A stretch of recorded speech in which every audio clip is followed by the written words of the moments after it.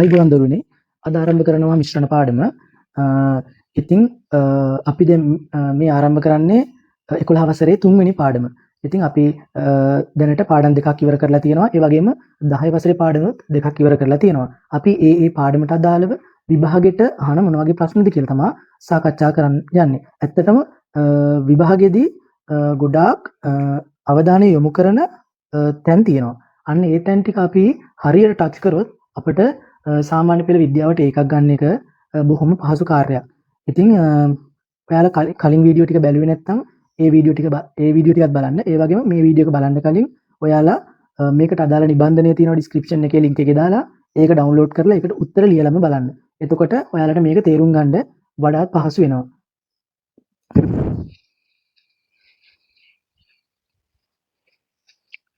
ඒ වගේම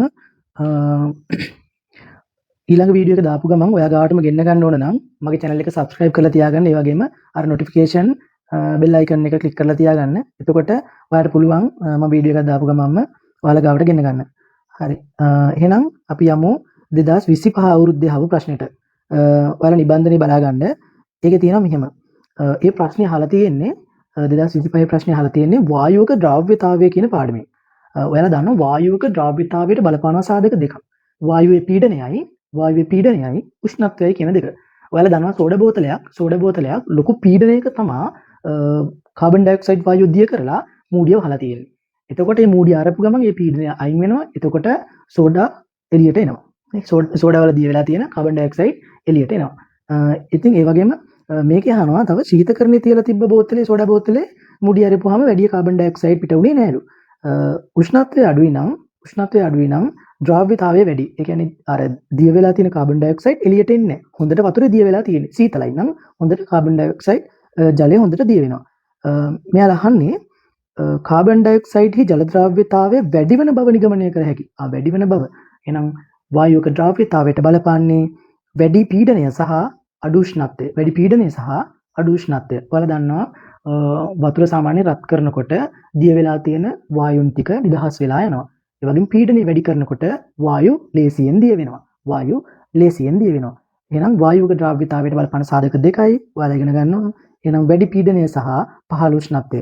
එහෙනම් 18ට උත්තරේ ඉන්නේ 18 ප්‍රශ්නෙට උත්තරේ ඉන්නේ අංක 2 පිළිතුර තමයි අපිට ගන්න වෙන්නේ. හරි. ඊළඟ කොටසේ අහන්නේ ඔන්න දීලා තියෙන රූප ටිකක්. ඒ රූපයෙන් දීලා තියෙනවා B රූපේ දීලා තියෙනවා. ඔහොම රූප ටිකක් දීලා තියෙනවා. හරි. බලන්නකෝ ඒ රූපේ දීලා තියෙන්නේ පුනීලයක් දීලා ඒ පුනීලයට පෙරහන් කඩදාසියක් දාලා යටින් තියෙනවා භාජනයක් තියලා. ඒ භාජනේ රත් කරනවා. ඊට පස්සේ දෙවෙනි එකට තියෙන්නේ බේරුම් පුනීලයක්. තුන්වෙනි රූපේ තියෙන්නේ වර්ණ ලේඛ කඩදාසියක්. හතරවෙනි රූපේ තියෙන්නේ අර අපි මේ ආසවනේ සරල ආසවනේට ගන්න උපකරණ කට්ටලය. එහා පැත්තේ තියෙන්නේ අර භාගික ආසවනේට ගන්න උපකරණ කට්ටලය. හරි. පළවෙනි ප්‍රශ්නේ අහනවා පහත දී ඇති එක් ද්‍රව්‍ය වෙන් කර ගැනීමේ අවශ්‍යතාවය සඳහා භාවිතා කළ හැකි උපකරණ කට්ටලය හඳුනාගෙන ඊට හිමි අකුර ලියා දක්වන්න. එකම අකුර එකකට වැඩි ගණනක් භාවිතා කළ හැකි කියලාත් කියනවා. හරි. පළවෙනි එක අහන්නේ ලුණු හා වැලි මිශ්‍රණයකින් සංසුද්ධ ස්පටික ලබා ගැනීමට. හරි. මේකදී කරන්නේ අපි ලුණු මිශ්‍රණය වැලිත් එක්ක තියෙන ලුණු මිශ්‍රණය හොඳට දිය කරනවා. එතකොට මොකද වෙන්නේ? වැලි ටික අඩිය තැම්පත් වෙනවනේ. මේ මිශ්‍රණය ගන්නවා. මේ මිශ්‍රණය අරගෙන පුනීලයකට දාලා පෙරහන් කඩදාසියකින් පෙරා ගන්නවා වැලියන් හින්දා. හරි. මේක උඩින් අරගෙන මේක ඇතුළට දාලා ඒ පෙරෙන ලුණු ද්‍රාවණය අරගෙන රත් කරනවා. රත් කරාන් පස්සේ පුළුවන් අපිට ලුණු ස්පටික ටික වෙන් කරගන්න. එහෙනම් මේකට ඕන රූපය කියන රූපේ තමයි ඕනේ. එහෙනම් ඒකට ඕනේ කියන රූපේ. ඒකට ඕනේ කියන උපකරණ කට්ටලෙන් තමයි ඒක කරගන්න පුළුවන්. හරිද? කියන උපකරණ කට්ටලෙන් පුළුවන්. හරි. B වල තියෙන්නේ ආහාර වර්ණයක ඇති වර්ණක වර්ග වෙන් කර හඳුනා ගැනීමට. ඔයාලා දන්නවා ආහාර වල තියෙන විෂ ද්‍රව්‍ය හඳුනා ගන්න, ඒ වගේම ජලයේ තියෙන විෂ ද්‍රව්‍ය හඳුනා ගන්න, ඒ වගේම ශාකවල තියෙන ද්‍රව්‍ය වෙන් කර ගන්න අපි පාවිච්චි කරන්නේ වර්ණ ලේඛ ශිල්ප ක්‍රමය. එහෙනම් B වලට ගන්න වෙන්නේ C. හරි. C කොටස ජලයේ ද්‍රවිත අයඩීන් කමාවක් ජලය අමිශ්‍ර සයික්ලෝහෙක්සේන් සයික්ලෝහෙක්සේන් ද්‍රාවණයට නිස්සාරණය කර ගැනීම. ඊට පස්සේ ජලය දිය වෙන්නේ නැති ජලයේ අමිශ්‍ර සයික්ලෝහෙක්සේන් වලට අයඩින් මේ ලබා ගන්නලු. ඒ කියන්නේ නිස්සාරණය කර ගන්නලු. ඔයාලා දන්නවා ඒකට තියෙන බේරුම් පුනිල. පාවිච්චි කරන්නේ බේරුම් පුනිලය. පාවිච්චි කරන්නේ ඒකට බේරුම් පුනිලය. ඒකේ ස්තර දෙකක් තියෙනවා. දැන් මෙතන තියෙන්නේ ජලය. මෙතන සයික්ලෝහෙක්සේන් නේ සයික්ලෝහෙක්සේන්. මේකේ අයඩින් දිය වෙලාලු. අයඩින් දිය වෙලාලු. හරි. නේ I2 දිය වෙලාලු. නේ හරි. එහෙනම් මේ ජලයට වඩා මේ සයික්ලෝහෙක්සේන් වල ද්‍රව්‍යතාවය වැඩි අයඩින් වල. ඒ හින්දා මේ අයඩින් වලට මේක ගමන් කරනවා. ඊට පස්සේ මේ බේරුම් පුනිලෙන් මේක මේ ස්තරය වෙන් කරලා අරගෙන අපිට පුළුවන් සයික්ලෝහෙක්සේන් වාෂ්ප කරලා අයඩින් ටික වෙන් කරගන්න නේ. එහෙනම් ගන්න වෙන්නේ බේරුම් පුනිලේ තමයි ස්තර වශයෙන් තියෙනවා වෙන් කරන්න අපිට. අර ස්තර දෙකකට වෙන් වෙලා තියෙනකොට එක ස්තරයකට වඩා අනිත් ස්තරේ අනිත් එක දිය වෙනවා නම් අපිට ඒකට පාවිච්චි කරන්න පුළුවන් ඔය බේරුම් පුනිලේ. බේරුම් පුනිලේ. හරි. හරි. D වල කියනවා එකිනෙක හා මිශ්‍ර වන එතනෝල්. ඒ කියන්නේ එතනෝල් සහ ඇසිටික් අම්ලය. දැන් තියෙන්නේ ඇසිටික් අම්ලයයි එතනෝල් මිශ්‍ර වෙලාලු. ඇසිටික් අම්ලයයි එතනෝල් මිශ්‍ර වෙලා දෙකේ තාපාංක දෙකක්ලු. ඒ කියන්නේ වාෂ්ප බවට පත්වන උෂ්ණත්ව දෙකක්. එතනෝල් වල තාපාංකය 78යි. එයාලා කියනවා එතනෝල් වල තාපාංකය 78යි. ඊට පස්සේ ඇසිටික් අම්ලයේ තාපාංකය 118යි. ඒ කියන්නේ 78ට රත් වෙනකොට එයා වාෂ්ප වෙලා අයින් වෙනවා. 118ට රත් වෙනකොට තමයි ඊළඟ කෙනා අයින් වෙන්නේ. එහෙනම් අපිට මේ ගන්න වෙන්නේ භාගික ආසවණේ. මුලින් වාෂ්ප වෙන කෙනා වාෂ්පය අරන් ඝනීභවනය කරලා එයාව වෙන් කර ගන්නවා. ඊට පස්සේ එයා ඉවරුණාන් පස්සේ 118ට රත් කරලා ඉතුරු එක්කෙනාව වෙන් කර ගන්නවා. මේකට කියනවා අපි භාගික ආසවණේ. භාගික ආසවණයට තියෙන උපකරණ කට්ටිය තමයි පුතේ ඊ අර තියෙන ආසවණ කුළුණ වගේ අර මේ සම්බන්ධ කරලා තියෙන ආසවණ කුළුණ එහෙනම් උපකරණ කට්ටිය ඊ ගන්න පුළුවන්. ඊ කියන උපකරණ කට්ටිය ගන්න පුළුවන්. හරි. හරිත ප්‍රදවල සංඝටක වෙන් කර ගැනීමට. හරිත ප්‍රදවල සංඝටක වෙන් කර ගන්නත් ගන්නේ වර්ණලේඛ ශිල්ප ක්‍රමය. ශාකවල තියෙන සංඝටක වෙන් කරන්න අපි ගන්නේ වර්ණලේඛ ශිල්ප ක්‍රමය. එහෙනම් ඒකට ගන්න වෙන්නේ C. එහෙනම් එකට වඩා පාවිච්චි කරලා C. හරි. යම් 2023-24 ප්‍රශ්නෙට. හරි. ඒක ඇත්තටම මේ මම මේකට දැම්මා. මොකද මිශ්‍රණ වලින් අපිට අහු වෙන හින්දා බලන්න ඒක කියන්නේ කැල්සියම් කාබනේට් ග්‍රෑම් 10ක තියෙන මවුල ගාන තමයි අහන්නේ. ග්‍රෑම් 10ක තියෙන. මෙයාලා මෞලික ස්කන්ධය දීලා තියෙනවා. කැල්සියම් කාබනේට් මෞලයක ස්කන්ධය දීලා. මෞලික ස්කන්ධය කියන්නේ මෞලයක ස්කන්ධය තමයි මෞලික ස්කන්ධය. නේ? මෞලික ස්කන්ධය කියන්නේ මෞල එකක ස්කන්ධය. කැල්සියම් කාබනේට් මෞලික ස්කන්ධය දීලා තියෙනවා CI ග්‍රෑම් කියලා. ඒක හොයන්නේවා දන්නවා නේ. කැල්සියම් වල සාපේක්ෂ අණුක ස්කන්ධය ගත්තා. නැත්නම් සාපේක්ෂ පරමාණුක ස්කන්ධය ගත්තා. කාබන් වල පරමාණුක ස්කන්ධය ගත්තා. ඔක්සිජන් වල පරමාණුක ස්කන්ධය ගත්තා. ඔක්සිජන් ඒවා 3යි. මේ කැල්සියම් ඒවා 1යි. කාබන් 1යි. ඒවා එකතු කරලා හොයාගන්න පුළුවන්. හරි. එයාලා දීලා තියෙනවා. මේකෙදි CI කියලා දීලා තියෙනවා. එහෙනම් මෞලයක ස්කන්ධය CI. මෞල එකක් කියන්නේ ග්‍රෑම් 100යි. එහෙනම් ග්‍රෑම් 10ක. ග්‍රෑම් 10ක් කියන්නේ මේක 10න් බෙදලා. එහෙනම් මෞලත් මේක 10න් බෙදෙනවා. දෙකම 10න් බෙදපුවම තමයි 10 එන්නේ. එහෙනම් ග්‍රෑම් 10ක මෞල ගාන කීයද? 0.1යි මෞල. 0.1යි මෞල. උත්තරේ අංක 2. අංක 2. අංක 2 තමයි පිළිතුර එන්නේ. නේ? අංක 2 පිළිතුර. 0.1යි මෞල. මෞල 0.1යි. හරි. තුන්වෙනි ප්‍රශ්නය. ඒ අවුරුද්දේම අහලා තියෙන ප්‍රශ්නයක්. බලන්නකෝ ආයෙත් අර උපකරණ කට්ටලේ එහෙමම දීලා. හරි. එයාලා මෙහෙම දීලා තියෙන එක පොඩ්ඩක් වෙනස් කරලා.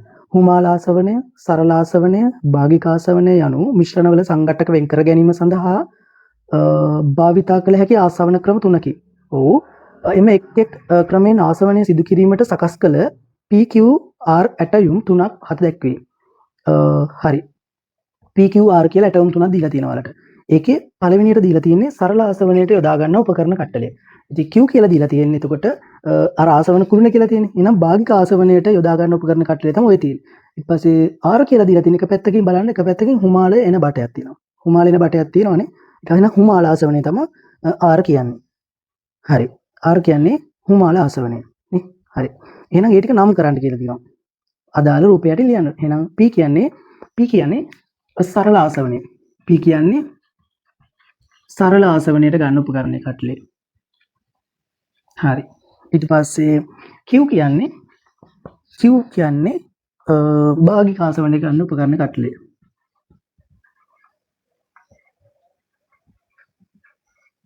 හරි R කියන්නේ හුමාල ආසවනයට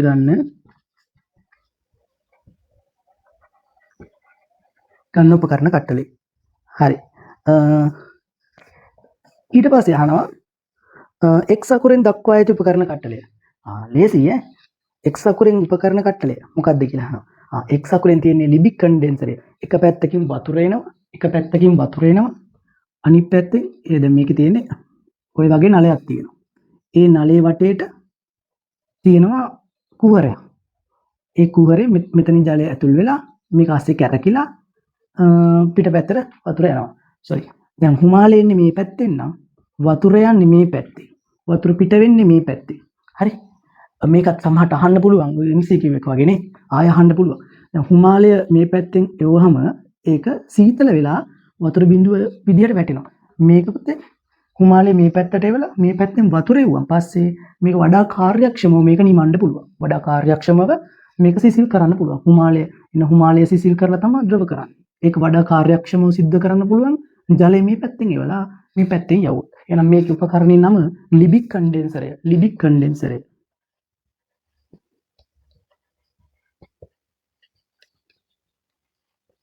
හරි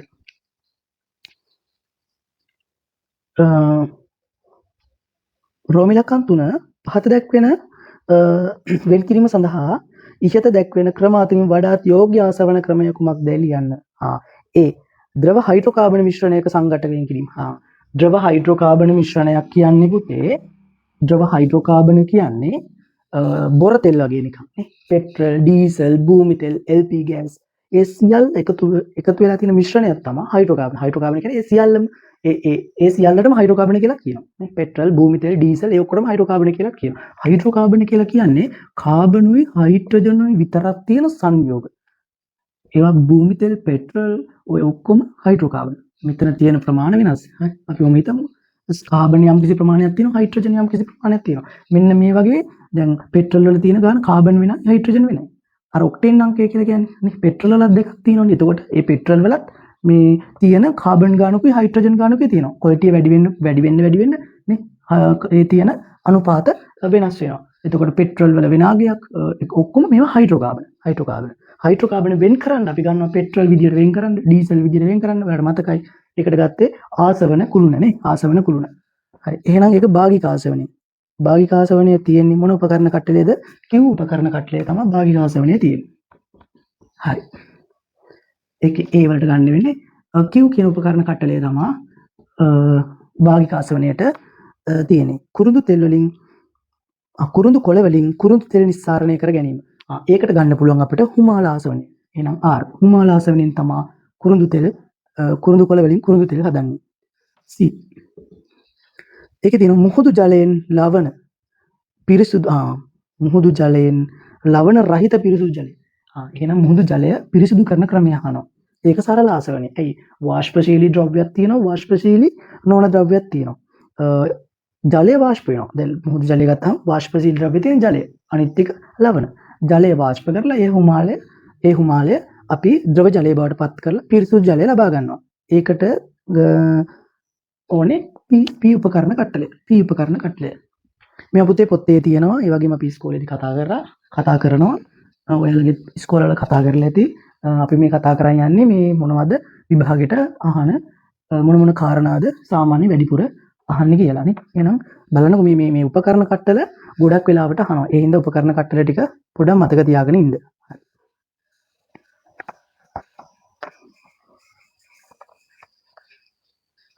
හරි.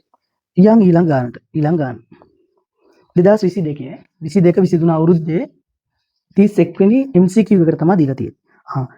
මෙහෙම කියනවා. සාන්ද්‍රණය 0.1යි මවුල ඝන ඩෙසිමීටරයට වන ද්‍රාවණයකින් හදන්න කියන්නේ ඝන ඩෙසිමීටරයක්. ඒ කියන්නේ මේක ලීටරයකට මවුල එකයි තියෙන්නේ. ඝන ඩෙසිමීටරයක් කියන්නේ ලීටරයනේ. ලීටරයට මවුල එකයි. හදන්නත් ඕනේ ලීටරයක්. හදන්නත් ඕනේ ලීටරයක්. මොනවද ග්ලූකෝස්? C6යි H12යි O6යි නේ. ග්ලූකෝස් වලින් මවුල එකයි ඝන ඩෙසිමීටර වන සාන්ද්‍රණය තියෙන ද්‍රාවණයකින් ලීටරයක් තමයි හදන්න ඕනේ. හරි. ඕක ඉස්සෙල්ලාම තේරුම් ගන්න. අපි මුලින්ම කරන්නේ මවුල එකක දැන් කිරා ගන්න ඕනේ ස්කන්ධෙන් මේ කියන්නේ. ස්කන්ධය අහන්නේ. ස්කන්ධය හොයාගන්න කලින් අපි මවුල එකක ස්කන්ධය මවුල දිය කරන්න ඕනේ අතර මවුල අධ්‍ය කළ යුතු මවුල ගන්න. දිය කළ යුතු මවුල ගන්න 0.1යි මවුල. දිය කරන්න ඕනේ 0.1යි මවුල. එහෙනම් මවුල 0.1කට තියෙන ග්‍රෑම් ප්‍රමාණය හොයාගත්තා නම් හරිනේ. මවුල 0.1කට තියෙන ග්‍රෑම් ප්‍රමාණය. එහෙනම් ඉස්සෙල්ලා මවුල එකට තියෙන ග්‍රෑම් ප්‍රමාණය හොයනවා. මවුල එකට තියෙන ග්‍රෑම් ප්‍රමාණය හොයන්නේ සාපේක්ෂ අණුක ස්කන්ධය හොයන්නේ. සාපේක්ෂ අණුක ස්කන්ධයයි ඊට පස්සේ මෞලික ස්කන්ධයයි අගයෙන් සමානයි. අගයෙන් සමානයි නේ. අර පරමාණු එකතු කරලා හොයන්නේ. හරි. මේකේ දීලා තියෙනවා කාබන් කියන්නේ 12යි. එහෙනම් 12 වරක් 6. ඒකට එකතු කරන්න ඕනේ 1 වරක් 12. ඒකට එකතු කරන්න ඕනේ 16 වරක් 6. ඔය ටික එකතු කරන්න. මට නම් මතකයි සමේ ටික එකතු කරාම 180යි ග්‍රෑම් මවුලයට තමයි එන්නේ. හරි. එහෙනම් මවුලයක මෞලික ස්කන්ධය. මවුලයක කියලා ගන්න ඕනේ මෞලික ස්කන්ධය කියලා යනවා. මෞලික ස්කන්ධය. මෞලික ස්කන්ධය 180යි ග්‍රෑම් මවුලයට. මවුලයක ග්‍රෑම් ගාන 180යි. මවුල එකක ග්‍රෑම් ගාන 180යි. එහෙනම් මවුල 0.1ක ගාන හොයන්න මේක බෙදනවා 10යි නේ. ඒක 10න් බෙදනවා. එහෙනම් මවුල 0.1ක නේ. මවුල 0.1ක ස්කන්ධය 180යි ග්‍රෑම් මවුලයට නේ. නැත්තම් මවුල ගානේ ගුණ කරනවා නේ. මවුල ගානේ ග්‍රෑම් ප්‍රමාණය මෞලික ස්කන්ධය ගුණ කරනවා. මවුල එකක ස්කන්ධය ගුණ කරනවා මවුල ගානේ. මෞලික ස්කන්ධය ගුණ කරනවා මවුල ගානේ නේ. හරි 0.1යි මවුල. මේ තියෙන්නේ මවුල එකක ස්කන්ධය. එහෙනම් මවුල මෙච්චරක ස්කන්ධය කොච්චරද කියලා හොයන්න මේක ගුණ කරනවා මවුල ගානේ. මවුල එකක ස්කන්ධය අපි මවුල දෙකක ඇහුවොත් එහෙම මේක වගේ දෙගුණයක් නේ. 0.1ක ප්‍රමාණය මේක 10 මේක නම් මෙහෙම යන්න ඕනේ නැහැ. MCQ එකකින් ටක් ගාලා කියන්න පුළුවන් ඔයාලට. 180ක තියෙන මවුල එකක් නම් 180 ග්‍රෑම් 180ක තියෙන මවුල එකක් නම් මවුල 0.1ක 18යි. ඒක ටක් ගාලා තේරෙනවා නේ. ග්‍රෑම් 18යි. ටක් ගාලා තේරෙනවා. හරි. ඉවරයි ඔක. ග්‍රෑම් 18යි. උත්තරේ දෙක නෑ සෝරි උත්තරේ 3. හරි. ඊළඟ ප්‍රශ්නයට අහලා තියෙන්නේ ලුණු නිපදවීම සම්බන්ධයෙන්. ලුණු නිපදවීම සම්බන්ධයෙන් නම් ඕන ලුණු නිපදවීමත් මේ පාඩමේ වැදගත් කාරණාව. හරි. කියනවා මුහුදු ජලයෙන් සාමාන්‍ය ලුණු නිස්සාරණය ශ්‍රී ලංකාවේ සිදු කරන ලබන රසායනික කර්මාන්තයකි. ඔව් තියෙනවා පුත්තලෙන් පැත්තේ තියෙනවානේ. හරි. අංක 1 රෝමි ලක්කම් අංක 1 අහනවා ලුණු ලේවායක් ස්ථාපනය කිරීම සඳහා සුදුසු ස්ථානයක තිබිය යුතු පාරිසරික සාධක දෙකක්. ඔයාලා පාරිසරික සාධක ගොඩක් කතා කරනවා. මේකෙදි මැටි සහිත පසක් තියෙන්න ඕනේ, වියලි කාලගුණයක් තියෙන්න ඕනේ නේ. වියලි කාලගුණය, මැටි සහිත පස, තව තැනිතලා බිමක් වීම,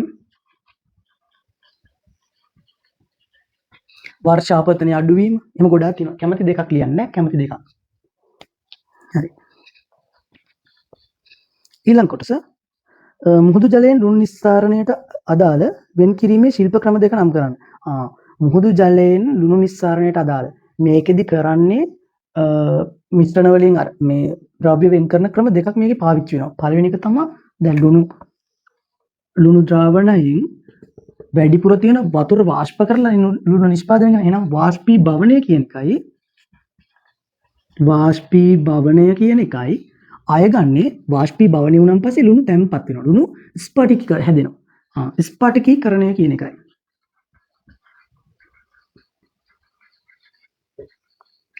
වාෂ්පීභවනයයි ස්පටිකීකරණයයි තමයි මේකෙදි ගන්න ක්‍රම දෙක නේ. මේ දෙකේ ශිල්ප ක්‍රම දෙක වාෂ්පීභවනය කියන එකයි වතුර වාෂ්ප කරන එකයි ලුණු ස්පටික හැදෙන එකයි. එහෙනම් ස්පටිකීකරණය කියන එකයි වාෂ්පීභවනය කියන එකයි තමයි මේකේ ශිල්ප ක්‍රම දෙක. හරි. තුන්වෙනි එක ලේවායෙන් ගොඩටගත් ලුණු ලේවායෙන් ගත්ත ලුණු ප්‍රිස්මයක් විදියට ගොඩ ගහලා තියෙනවලු කාලයක් මාස 6ක් විතර ගොඩ ගහලා තියෙනවලු. ඊට හේතුව කුමක්ද කියලා අහනවා. හරි. ඒකට හේතුව තමයි තුන්වෙනි තටාකෙදී ලුණු තැම්පත් වෙන්නේ. ඒ තැම්පත් වෙනකොට මේත් එක්ක තැම්පත් වෙන අපද්‍රව්‍ය විදියට තියෙන මැග්නීසියම් ක්ලෝරයිඩ්, මැග්නීසියම් සල්ෆේට් කියන ඒවා. මැග්නීසියම් ක්ලෝරයිඩ්, මැග්නීසියම් සල්ෆේට් කියන දේවලු මේත් එක්ක පුළුවන් ලුණුත් එක්ක ස්පටික හැදෙන්න. එතකොට ලුණු වලට තිත්ත රසක් එනවා. අන්නේ තියෙන මැග්නීසියම් ක්ලෝරයිඩ්, මැග්නීසියම් සල්ෆේට් කියන ඒවා වශයෙන් තියෙන අපද්‍රව්‍ය ඉවත් කරන්න තමයි එහෙම මාස 6ක් ගොඩ ගහලා තියෙන්නේ. හරි. නැත්නම් මේක ලියන්න පුළුවන් නම් හොඳයි. ඒකම අමතක වෙලා හරි තිබ්බනම් අපද්‍රව්‍ය ඉවත් වීම සඳහා නේ. අපද්‍රව්‍ය ලෙස ඇති මැග්නීසියම් ක්ලෝරයිඩ් ඊට පස්සේ මැග්නීසියම් සල්ෆේට් ඉවත් කිරීමට නැත්නම් අපද්‍රව්‍ය ඉවත් කිරීමට හරි කියලාවත් ලියන්නේ. අමතක වෙලා නම් අපද්‍රව්‍ය ඉවත් කිරීමට කියලා හරි ලියන්න. එතකොට ලකුණක් හරි හම්බෙන්නේ. හරි. හතරවෙනි එක ලෝකයේ සමහර රටවල් මුහුදු ජලය සරල ආසවණයට භාජනය කර පානීය ජලය ලබා ගනී. ඔව්. සමහර රටවල් ඇත්තටම මුහුදු ජලයෙන් තමයි මුහුදු ජලය පිරිපහදු කරලා ගන්නවා බොන්න. ගන්නේ සරල ආසවණය කියන ක්‍රමය. ශිල්පී ක්‍රමය පාසල් විද්‍යාගාරය තුළ ආදර්ශනය කිරීමට සුදුසු රූප සටහනක් ඇඳලා පෙන්වන්න. ඒ සුදුසු රූප සටහනක් අඳින්න. නේ? සුදුසු රූප සටහනක් ඇඳලා නම් කරන්න.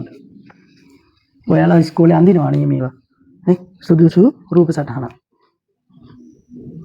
අඳින්න කැමති රූප සටහන. හරි. යටින් තාපය සපයනවා. නම් කරන්නත් තියෙනවා. හරි. තාපය සපයනවා. මේක සීල් කරලා තියෙන්නේ නැත්නම් වාෂ්ප යනවනේ. මෙතන උෂ්ණත්වමානයකට ඕන දාන්න. උෂ්ණත්වමානය නේ.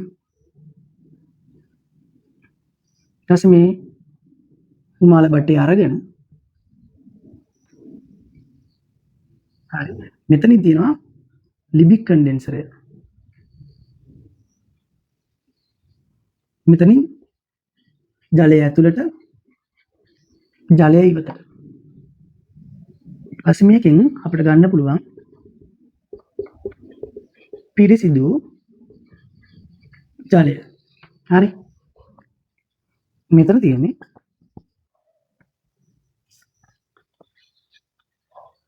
ලුණු මිශ්‍ර ජලය. ලුණු වාෂ්ප වෙන්නේ නැහැ. ජලය වාෂ්ප වෙනවා. වාෂ්ප වෙන ජලය මේක ඔස්සේ යනකොට ජල වාෂ්පය මෙන්න මේ ලිබික් කන්ඩෙන්සරෙන් කූල් වෙන නිසා ජලය ඇතුළට යනවා නේ. ජලය ඇතුළට යනකොට ජලය නිසා මේක කූල් වෙනවා. කූල් වෙච්ච වාෂ්ප ටික බිඳු වශයෙන් මේකට එකතු වෙනවා. පිරිසිදු ජලය එකතු වෙනවා. මේ රූපය අඳින්නයි තියෙන්නේ. හරි. 2021 ප්‍රශ්නය. බොහොම ලේසි. මේ අහන ප්‍රශ්න බොහොම ලේසි. හරි. මේකේ රචනායකයේ පොඩි කොටසකට අහලා තියෙන්නේ ශිෂ්‍යයෙකු විසින් විද්‍යාගාර පරීක්ෂණයක් සඳහා විද්‍යාගාර පරීක්ෂණයකට 1 මවුල ඝන ඩෙසිමීටරයට වන සෝඩියම් හයිඩ්‍රොක්සයිඩ් ද්‍රාවණය NaOH ද්‍රාවණයක් හදන්න යනවලු මවුල එකක් තියෙන ද්‍රාවණයෙන් මේ ඝන ඩෙසිමීටරයට මවුල එකක් තියෙන ද්‍රාවණයකින් හදන්න යන්නේ 500යි ඝන සෙන්ටිමීටර් 500ක එකක් නේ ඝන සෙන්ටිමීටර් 500ක්ලු හදන්න යන්නේ ඝන ඩෙසිමීටරයක මවුල එකක් ඝන ඩෙසිමීටරයක් කියන්නේ ඝන සෙන්ටිමීටර් 1000ක් ලීටරයක් ඝන සෙන්ටිමීටර් 500ක් කියන්නේ ලීටර් භාගයක් ලීටරයක මවුල එකයි ලීටර් භාගයක් හදන්න යන්නේ භාගයට එහෙනම් ඕන මවුල ගන්න නේ 500කට ඕන මවුල ගන්න ඝන සෙන්ටිමීටර් 500ට අවශ්‍ය මවුල කීයද ඒකේ භාගයයි නේ එහෙනම් 0.5යි මවුලනේ 0.5යි මවුල ඕනේ මවුල 0.5යි ඕනේ එහෙනම් මවුල 0.5ක් දිය කරලා තමයි හදා ගන්න ඕනේ හරි ප්‍රශ්න ඉස්සෙල්ලාම අපි යමු ප්‍රශ්න ටිකට හරි ඒ කොටසේ යන්නේ ඉහත සඳහන් ද්‍රාවණය සකස් කිරීමට අවශ්‍ය වෙන විද්‍යාගාර වීදුරු උපකරණ දෙකක් නම් කරන්න. පුතේ මේක හදන්න අපිට වීදුරු උපකරණ කීපයක් ඕන වෙනවා. මේ චුට්ටක් මේ වීඩියෝ එක පොඩ්ඩක් බලන්න ඉන්නකො. හරි. ඒකට ඕනේ වීදුරු පුනීලයක් ඕනේ. පරිමාමිතික ප්ලාස්කුවක් ඕනේ. ඊට පස්සේ තව ඕනේ ඔය බීකර එහෙමත් ඕනේ නේ. හරි. ඔන්න ඔය වගේ උපකරණ ටිකක් ඕනේ. හරි. ලියන්න මේකට ඕන උපකරණ. පරිමාමිතික ප්ලාස්කුව 500ක තියෙන එකක් නම් ඕනේ. 500ක තියෙන පරිමාණික ඝන සෙන්ටිමීටර් 500ක් වෙන පරිමාමිතික ප්ලාස්කුව. ඊට පස්සේ තව වීදුරු පුනීලයක්. නැත්තම් වීදුරු තව වොච් ග්ලාස් එකකුත් ඕන වෙනවා නේ. වොච් ග්ලාස් ගන්නත් පුළුවන්. වොච් ග්ලාස් එකකුත් ඕනේ. ඒ කිරා ගන්න නේ. හරි. නැත්තම් ඔරලෝසු පැටිය. තව වීදුරු පුනීලය. ඔන්න ඔය කියන උපකරණ තමයි ඕන වෙන්නේ. හරි. ඔන්න ඔය උපකරණ ටික ඕන වෙනවා. හරි. දැන් අපි හදන්න යමු. සාන්ද්‍රණය ලීටරයක මවුල 1යි. එහෙනම් 500ක තියෙන්න ඕනේ මවුල ගාන.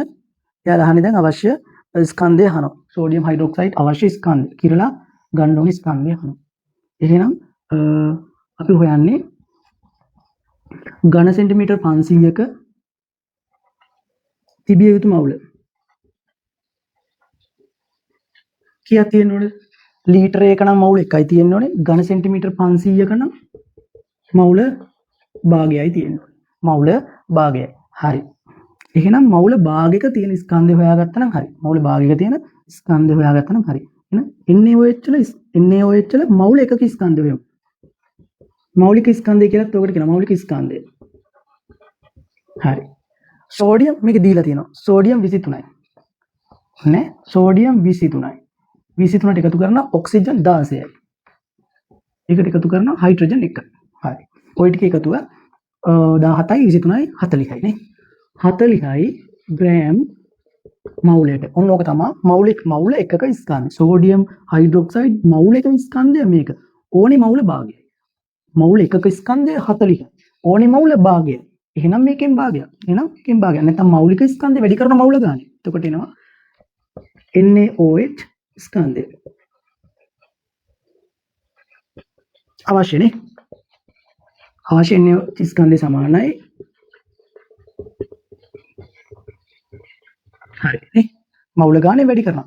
40.5න් වැඩි කරපුවම 20යි ග්‍රෑම් නේ.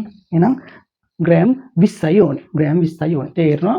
මෞලික ස්කන්ධය 40යි. මෞලික ස්කන්ධය 40යි. මෞල භාගික ස්කන්ධය 20යි. මෞල දෙකක ස්කන්ධය 80යි නේ. හරි.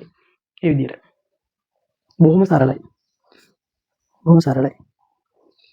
හරි. ඊළඟ කොටසේ මෙහෙම එකක් අහනවා. ශිෂ්‍යයා සකස් කළ ද්‍රාවණයේ සාන්ද්‍රණය දැන් සකස් කරපු 500ක් හැදුවා සාන්ද්‍රණය මවුල් 1 ඝන ඩෙසිමීටරයට වන නේ. මවුල් 1 ඝන ඩෙසිමීටර සාන්ද්‍රණය තියෙන 500ක් හැදුවා. නමුත් ඒ සාන්ද්‍රණේ නෑලු. ඒකට හේතු දෙකක්. එක්කනේ ඔය වක් කරන වෙලාවක හැලෙන්න පුළුවන්. නේ. චුට්ටක් හැලෙන්න පුළුවන්. හරි. ලියන්න හිතෙන දේවල් ලියන්න. නැත්තම් අර කිරණ වෙලාවේ පොඩ්ඩක් දැන් කිරලා ආපහු ගන්න වෙලාවක අපි වොච් ග්ලාස් එකට කිරලා ගන්න වෙලාවේ මේ හැලෙන්න පුළුවන් නේ. එක්ක වක් කරනකොට හැලෙන්න පුළුවන්. ඔරලෝසු තැටිය සෝදා ද්‍රාවණයේ දිය නොකිරීම.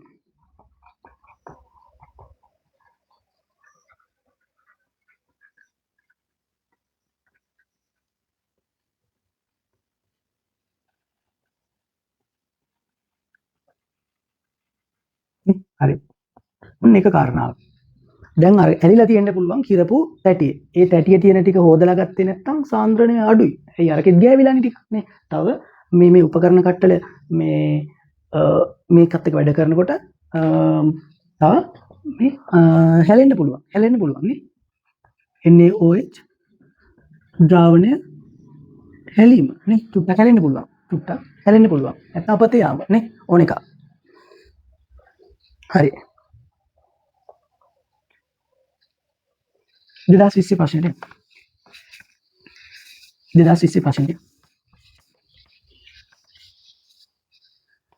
2020 තියෙන්නේ අන්න ලුණු නිස්සාරණය ආයෙ දීලා. ඒකේ අහන්නේ ලුණු දේවායක මුහුදු ජලයෙන් ලුණු නිස්සාරණය සිදු කළ විට NaCl සමග අවක්ෂේප වන සංයෝගය කුමක්ද කියලා. ඔයාලා දන්නවා මේ නොගැඹුරු විශාල තටාකය තමයි එකට තියෙන්නේ. ඊළඟට තියෙනවා මධ්‍යස්ථ තටාකය. ඊට පස්සේ තියෙනවා ආය කුඩා තටාකනේ කුඩා තටාක. ඔන්න මේ දෙවෙනි තටාකය මේ තුන්වෙනි තටාකය. ලුණු ජලය දාලා වාෂ්ප කරනකොට සාන්ද්‍රණය දෙගුණකින් වැඩි වෙනවා. 150ක් වතුර අයින් වෙනවා. අයින් වුණාන් පස්සේ මේකේ තැම්පත් වෙන්නේ කැල්සියම් කාබනේට්. මේකේ තැම්පත් වෙන්නේ තව 10 ගුණයකින් සාන්ද්‍රණය වැඩි වෙනවා. 10 ගුණයකින් සාන්ද්‍රණය වැඩි වුණාම තැම්පත් වෙන්නේ කැල්සියම් සල්ෆේට්. ඊට පස්සේ මේකේ 4 ගුණයකින් සාන්ද්‍රණය වැඩි වෙනවා. මේකේ 10 ගුණයකින් සාන්ද්‍රණය වැඩි වුණාම තැම්පත් වෙන්නේ සෝඩියම් ක්ලෝරයිඩ්. ඒත් එක්කම තැම්පත් වෙන්න පටන් ගන්නවා මැග්නීසියම් ක්ලෝරයිඩ්, මැග්නීසියම් සල්ෆේට් කියන ඒවා. හරි. ලුණු තැම්පත් වෙන්න පටන් ගන්නකොටම මැග්නීසියම් සල්ෆේට්, මැග්නීසියම් ක්ලෝරයිඩ් කියන ඒවාත් තැම්පත් වෙන්න පටන් ගන්නවා. එතකොට තමයි අර තිත්ත රසක් එන්නේ. හරි. එහෙනම් සෝඩියම් ක්ලෝරයිඩ් සමගම අවක්ෂේප වෙන්නේ මැග්නීසියම් ක්ලෝරයිඩ්. උත්තරේ අංක 2. උත්තර අංක 2 ගන්න වෙන්නේ. දෙවෙනි උත්තරය තමයි ගන්න වෙන්නේ. හරි.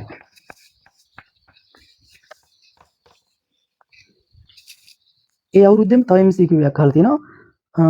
O2 වල මවුල භාගය අහන්නේ. O2 මවුල භාගය අහන්නේ.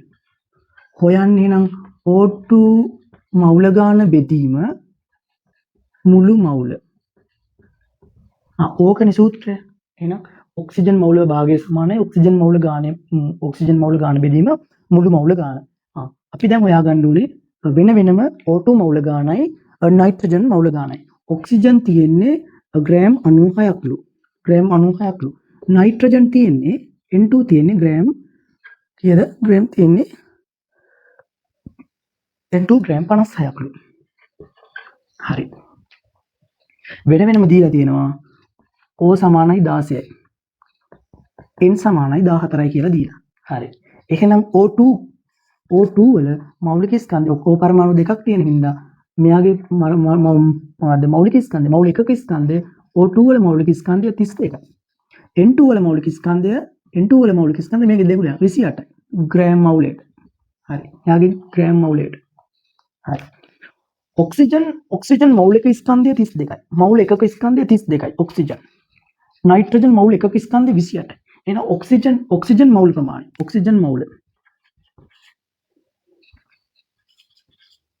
මෞල ගාන. ඔක්සිජන් මෞල ගාන හොයන්නේ ස්කන්ධය බෙදනවා මෞල එකක ස්කන්ධය. ඇත්තටම 32ක මෞල එකක් තියෙනවා නම් 96ක මෞල කීයද? 32 ඒවා තුනක් නේ. 90 නැත්තම් බෙදලා ගන්න 96යි ග්‍රෑම් ඒක බෙදෙනවා මෞලික ස්කන්ධය 32යි 32යි ග්‍රෑම් මෞලයට. මේ MCQ වලින් අටක් ගල කරමු. මේ ඕවා ලියන්න ඕනේ. මෞල ගාන කියන්නේ මේ 32 ග්‍රෑම් 32ක මෞල ග්‍රෑම් 32ක මෞල එකයි නම් 96ක මෞල 3යි. 96ක මෞල 3යි. නේ හරි. N2 මෞල ගාන 28ක මෞල එකයි. මෞලික ස්කන්ධය 28යිනේ. එහෙනම් 28යි මෞල එකක ග්‍රෑම් 28යි නම් ග්‍රෑම් 56ක 28 ඒවා දෙකක්. එහෙනම් මෞල දෙකයි තියෙන්නේ. මුළු මෞල ගාන 5යි. මුළු මෞල ගාන මේ සූත්‍රයට දාන්න. O2 මෞල ගාන බෙදීම මුළු මෞල ගාන. O2 මෞල ගාන 3යි මුළු මෞල ගාන 5යි. උත්තරේ එනවා 5න් 3යි. උත්තරයක් එනවා 5න් 3යි. උත්තරේ අංක 3යි.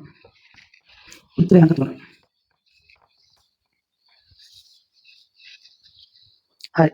ඊළඟ ප්‍රශ්නේ ටිකක් ලොකු ප්‍රශ්නයක්. නමුත් ඇති දෙයක් නැහැ. බය වෙන්න එපා දැක්ක ගමන්. බොහොම සරලයි. දැක්ක ගමන් බය වෙන්න එපා. අම්බෝ මේවා අර ඔක්කොම මතක නැහැ. එහෙම අවුලක් නැහැ. මේකේ ලොකු දේවල් අහන්නේ නැහැ බලන්න. කීවල බලන්න. බොර තෙල් වල ඒකේ අහන්නේ ඔන්න ආසවන කුරුණ දීලා තියෙන්නේ හයිඩ්‍රෝකාබන වෙන් කරන. ඒකේ පළවෙනි ප්‍රශ්නේ අහන්නේ බොර තෙල් වල සුලභ අඩංගු කාබනික සංයෝග කාණ්ඩය හඳුන්වන නම. හයිඩ්‍රෝකාබන. කාබන් සහ හයිඩ්‍රජන් වලින් හැදිලා තියෙන සංයෝග තමයි මේකේ තියෙන්නේ. පෙට්‍රල්, ඩීසල්, භූමි තෙල්, LP ගෑස් ඕන එකක් නේ. ඒ ඔක්කොම හයිඩ්‍රෝකාබන. දෙවෙනි එකේ මෙම කුරුණ තුල සිදු කෙරෙන බොර තෙල් පිරිපහදු කිරීමේ ශිල්පීය ක්‍රමය තමයි භාගිකාසවන. ලකුණු නේ භාගිකාසවන. එච්චර අමාරු නෑ. ඊට පස්සේ තුන්වෙනි කොටසේදී අහන්නේ බලන්න තුන්වෙනි කොටසේ x y සහ z සංයෝග. ඔන්න දීලා තියෙනවා x උඩින්ම යන්නේ x ඊට පස්සේ මැද යන්නේ y. යටම තියෙන z. x අයින් වෙලා යනවා. x වාෂ්ප වෙලා යනවා. එහෙනම් x වල තාපාංකය අඩුම වෙන්න ඕනේ. තාපාංකය අඩුම වෙන්නේ Tx. අඩුම තාපාංකය තියෙන්නේ කාටද? අඩුම Tx. අඩුම තාපාංකය Tx ට. ඊට පස්සේ Ty ට. මැද හරියෙන් එයා අයින් වෙන්නේ. Ty ට. වැඩිම තාපාංක තියෙන්නේ Tz ට. Tz ට. ඔන්න ඔක සරලයි. මුලින්ම වාෂ්ප වෙනවා තාපාංකය අඩු එක. මුලින්ම වාෂ්ප වෙනවා අංක 1. අංක 1ට වාෂ්ප වෙනවා Tx. ඊට පස්සේ අංක 4ට රිවයි තියෙන්නේ. 4ට වයි තියෙන්නේ. එහෙනම් Ty තාපාංක ඊට වඩා ටිකක් වැඩි. Tz ඊටත් වඩා වැඩි. Tz ඊටත් වඩා වැඩි. හරි. හරි ඊළඟ 4 වෙනි කොටසේ තියෙන අර මේ තිත් කතර සටහනක් ඒක පොඩ්ඩක් තියලා යන් ඒක වෙන පාඩමක අහු වෙනවා අපි ඒ පාඩමේදී කතා කරමු ඊළඟ එක තියෙන්නේ අර තුලිත සමීකරණ ඇසුරෙන් එකක් චුට්ටක් තියලා ඊළඟට යන් කුළුණේ අංක 7 6 වෙනි ප්‍රශ්නෙට යන්නේ 6 වෙනි කොටසට කුළුණේ අංක 7 වන විවරයෙන් පිටවන ද්‍රව්‍ය මාර්ග තැනීමේදී භාවිත වේ. අංක 7 කියන්නේ අන්තිමට. යට ඉතුරු වෙන්නේ තාර. මොනවද ඉතුරු වෙන්නේ? තාර. අන්තිමට ඉතුරු වෙන්නේ තාර. කළුම කළු පාට යට ඉතුරු වෙනවා තාර. එහෙනම් යට අන්තිමට ඉතුරු වෙන්නේ මාර්ග තැනීමේදී එම ද්‍රව්‍ය තාර. ඊට පස්සේ අංක 7 අහනවා බොරතෙල් පිරිපහදුවේදී පරිසරයට නිදහස් විය හැකි වායුමය සංඝටකය නිසා ඇතිවන පාරිසරික ගැටලුවක් සඳහන් කරන්න. බොරතෙල් පිරිපහදුවේදී නිදහස් වන වායුමය සංඝටක නිසා පරිසර උෂ්ණත්වය ඉහළ යනවා නේ. පරිසර ගැටලුවක් එකක් ලියන්න. පරිසර උෂ්ණත්වය ඉහළ යාම.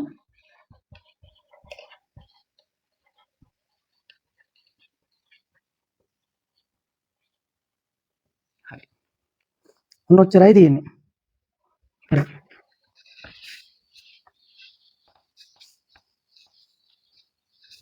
විභාගයට අහන කාරණා ටික ඔලුවට දාගත්තාම ඔයාලට ඒක ගන්න අමාරුවක් නෑ. ලේසියෙන්ම ගන්න පුළුවන්. එහෙනම් අදට මේ වීඩියෝ එක ඉවරයි.